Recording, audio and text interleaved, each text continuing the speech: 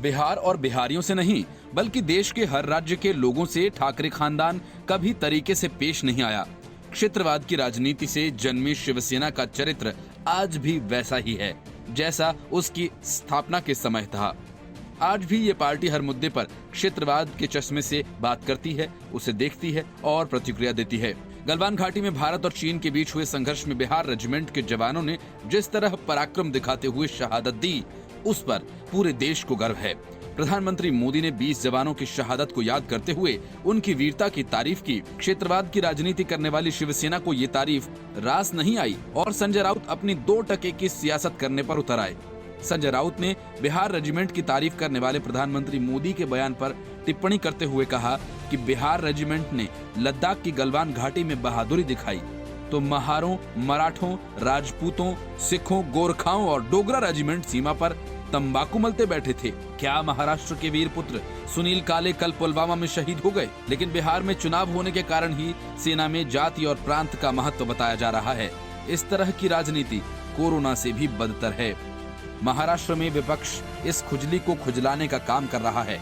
अब संजय राउत को कौन बताए कि किसी भी रेजिमेंट में किसी खास राज्य, जाति और धर्म के आधार पर नियुक्ति नहीं होती। हर रेजिमेंट में पूरे देश के जवान शामिल होते हैं। लेकिन संजय राउत को अपनी ओछी राजनीति में सेना को घसीटना था, सो उन्होंने किया। शिवसेना के मुखपत्र सामना में संपादकीय लिखने के बाद मीडिया से सवाल करने पर संजय राउत ने कहा कि सेना की कोई भी रेजिमेंट बस रेजिमेंट होती है। हर रेजिमेंट की अपनी परंपरा और गाथा है। सभी रेजिमेंट देश के होते हैं, किसी प्रांत, राज्य या किसी धर्म के नहीं। संजय राउत ने कहा कि राजपुताना रेजिमेंट सिख रेजिमेंट है, महार, बिहार, गोरखा और डोगरा रेजिमेंट हैं। ये परंपरा के नाते रेजिमेंट का नाम होता है। सिर्फ एक रेजिमेंट का नाम लेना, एक राज्य का नाम लेना, ये राष्ट्रीय अखंडता और एकात्मता के लिए ठीक नहीं है। उन्होंने कहा कि बिहार चुनाव के कारण बिहार रेजिमेंट का नाम लिया जा रहा है। गलवान में भारतीय सेना ने पराक्रम की जो पटकथा लिखी है वो चीन को सदियों याद रहेगी।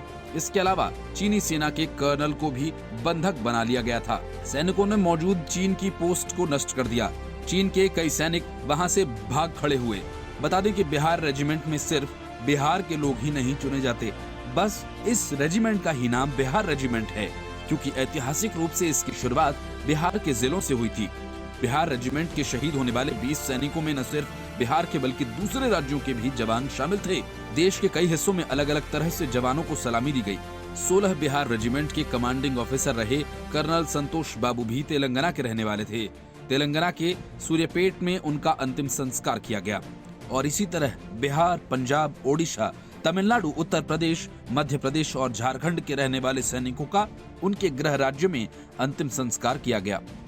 लेकिन शिवसेना ने इन शहीदों को क्षेत्रीय आधार पर बांटकर उनकी शहादत का अपमान किया।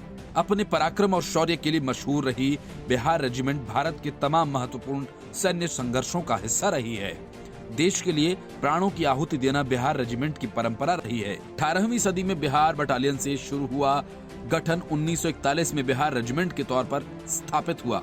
तब से अब तक इस रेजिमेंट के जवान सर्जिकल स्ट्राइक से लेकर सीमाओं पर संघर्ष तक के समय में इतिहास रचते आए हैं। वीर बिहारियों की इस रेजिमेंट के नाम पर एक विश्व रिकॉर्ड समेत कई कीर्ति गाथाएं दर्ज हैं।